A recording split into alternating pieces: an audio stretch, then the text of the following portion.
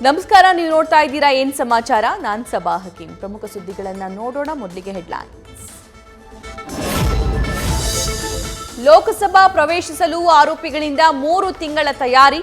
ಗುರುಗ್ರಾಮದಲ್ಲಿ ತಂಗಿ ಪ್ಲಾನ್ ಮಾಡಿದ್ದ 6 ಆರೋಪಿಗಳು ಲಾಕ್. ಭದ್ರತಾ ಲೋಪದ ಬಗ್ಗೆ ತನಿಖೆ ನಡೆಸುವಂತೆ ಕೇಂದ್ರ ಗೃಹ ಸಚಿವಾಲಯದಿಂದ ಆದೇಶ. ಲೋಕಸಭಾ ಭದ್ರತಾ ಲೋಪ ಬೆನ್ನಲ್ಲೇ ಸಂಸದ ಪ್ರತಾಪ್ ಸಿಂಹ ರಾಜೀನಾಮೆಗೆ ಆಗ್ರಹ. ದುಷ್ಕರ್ಮಿಗಳು ಪ್ರತಾಪ್ ಸಿಂಹ ಕಚೇರಿಯಿಂದ ಪಾಸ್ ಪಡೆದಿರೋದ್ರಿಂದ ತನಿಖೆ ಮಾಡಬೇಕು. ಮೈಸೂರಲ್ಲಿ ಎಸ್ಡಿಪಿಐ ರಾಜ್ಯಾಧ್ಯಕ್ಷ ಅಬ್ದುಲ್ ಮಜೀದ್ ಒತ್ತಾಯ. ಬೆಳಗಾವಿ ಸುವರ್ಣಸೌಧದಲ್ಲೂ ಭದ್ರತಾ ವೈಫಲ್ಯ ಆರೋಪ. ಶಾಸಕರಲ್ಲದಿದ್ದರೂ ಪ್ರಭಾವಿಗಳಿಗೆ ಸಿಗ್ತಾ ಇದೆಯಾ ಪ್ರವೇಶ? ಶಾಸಕರ ಕಾರು ಬಳಸಿ ಸುವರ್ಣಸೌಧ ಪ್ರವೇಶಿಸಿದ ಬಾಗಲಕೋಟೆ ಕಾಂಗ್ರೆಸ್ ನಾಯಕಿ ರಕ್ಷಿತಾ ಈಟಿ ಬಗ್ಗೆ ಭಾರೀ ಚರ್ಚೆ. ರಾಜಭವನಕ್ಕೆ ಬಾಂಬ್ ಬೆದರಿಕೆ ಹಾಕಿದ್ದ ಕೋಲಾರದ ಆರೋಪಿ ಭಾಸ್ಕರ್ ಬಂಧನ. ತಮ್ಮ ಪುತ್ರ ಮಾನಸಿಕ ಅಸ್ವಸ್ಥತೆಯಿಂದ ಬಳಲ್ತಾ ಇದ್ದಾನಂತ ಪೋಷಕರಿಂದ ಅಳಲು. ಅವನು ಆ ರೀತಿ ಮಾಡುವವನಲ್ಲ ಅಂತ ಭಾಸ್ಕರ್ ತಾಯಿ ಸುಜಾತಮ್ಮ ಬೇಸರ.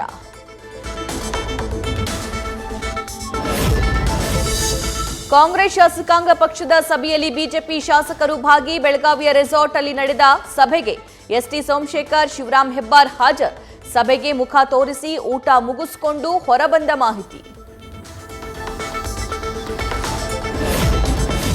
ರಾಜ್ಯದಲ್ಲಿ ಮೊದಲ ಬಾರಿಗೆ ಆಸ್ಪತ್ರೆಯಲ್ಲಿ ರೆಡ್ ಹ್ಯಾಂಡ್ ಆಗಿ ಸಿಕ್ಕ ಭ್ರೂಣ. ಎಂಬಿಬಿಎಸ್ ಓದದ ಡಾಕ್ಟರ್ಗಳಿಂದ ಆಸ್ಪತ್ರೆ ನಡೆಸ್ತಾ ಇದ್ದ ಆಘಾತಕಾರಿ ಮಾಹಿತಿ ಬಯಲು. ನರ್ಸ್, ಸಹಾಯಕ ಸಿಬ್ಬಂದಿ ಸೇರಿದಂತೆ 3 ವಶಕ್ಕೆ ಪಡೆದ ಪೊಲೀಸರ ವಿಚಾರಣೆ. ರಾಜ್ಯದಲ್ಲಿ ಮೊದಲ ಬಾರಿಗೆ ಪತ್ತೆಯಾದ ಭ್ರೂಣ ಹತ್ಯೆ ಕೇಸ್ ದಾಖಲು.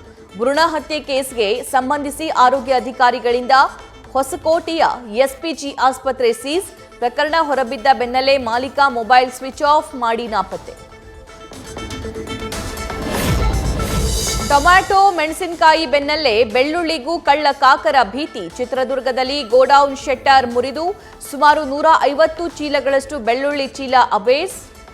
6 ಲಕ್ಷ ಮೌಲ್ಯದ 150 ಬೆಳ್ಳುಳ್ಳಿ ಚೀಲ ಎಗರಿಸಿ ಪರಾರಿಯಾದ ಖದೀಮರು.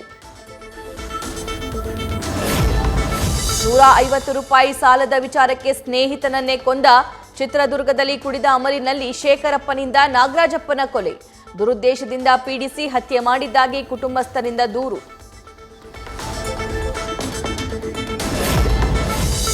ಕೇಂದ್ರ ಸರ್ಕಾರದ ಸ್ವಾಮ್ಯದ ಬೆಮಲ್ ನೇಮಕಾತಿಯಲ್ಲಿ ಕನ್ನಡಿಗರಿಗೆ ಅನ್ಯಾಯ ಆರೋಪ. ಖಾಲಿ ಇರುವ ಹುದ್ದೆ ಭರ್ತಿಗೆ ಹೊರ ರಾಜ್ಯದವರಿಗೆ ಮಣೆ. ಕಾರ್ಖಾನೆ ಧೋರಣೆಗೆ ಬೆಮಲ್ ಕಾರ್ಮಿಕ ಸಂಘ ಹಾಗೂ ಕನ್ನಡಪರ ಸಂಘಟನೆಗಳಿಂದ ತೀವ್ರ ಆಕ್ರೋಶ.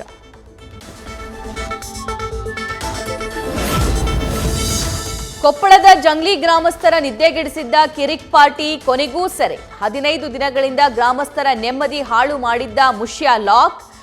ಮುಷ್ಯ ಸೆರೆ ಬೆನ್ನಲ್ಲೇ ನಿಟ್ಟುಸಿರು ಬಿಟ್ಟ ಗ್ರಾಮಸ್ಥರು.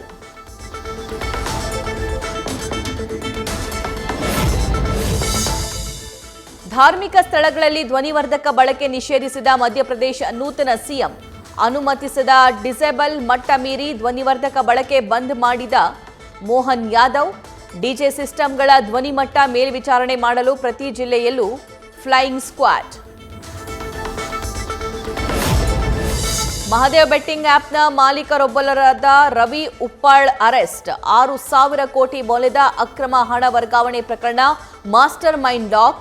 ಇಡಿ ಆದೇಶದ ಮೇರೆಗೆ ಇಂಟರ್ಪೋಲ್ ಹೊರಡಿಸಿದ ರೆಡ್ ನೋಟಿಸ್ ಆಧಾರದ ಮೇಲೆ ದುಬೈನಲ್ಲಿ ಬಂಧನ. ಶಸ್ತ್ರಚಿಕಿತ್ಸೆಯಿಂದ ಚೇತರಿಸಿಕೊಳ್ತಾ ಇರೋ ಮಾಜಿ ಸಿಎಂ ಚಂದ್ರಶೇಖರ್ ರಾವ್ ಭೇಟಿಯಾದ ನಟ ನಾಗಾರ್ಜುನ್. ಭೇಟಿ ಮಾಡಿ ಆರೋಗ್ಯ ವಿಚಾರಿಸಿದ ಕಿಂಗ್. ತೆಲಂಗಾಣ ಚುನಾವಣಾ ಫಲಿತಾಂಶದ ಬಳಿಕ ಫಾರ್ಮ್ ಹೌಸ್ನಲ್ಲಿ ಜಾರಿ ಬಿದ್ದಿದ್ದ ಕೆಸಿಆರ್.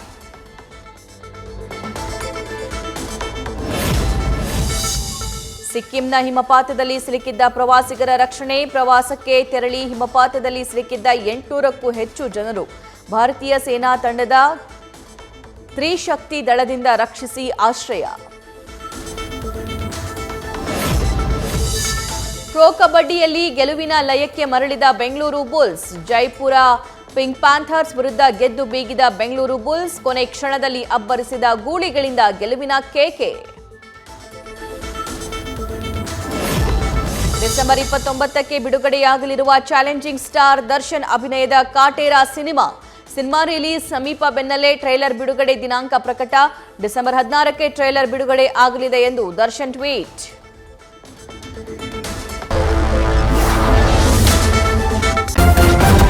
ನ್ಯೂಸ್ ಫಸ್ಟ್ ನಿರ್ಭೀತಿಯಿಂದ ನಿಮ್ಮ ಪರವಾಗಿ.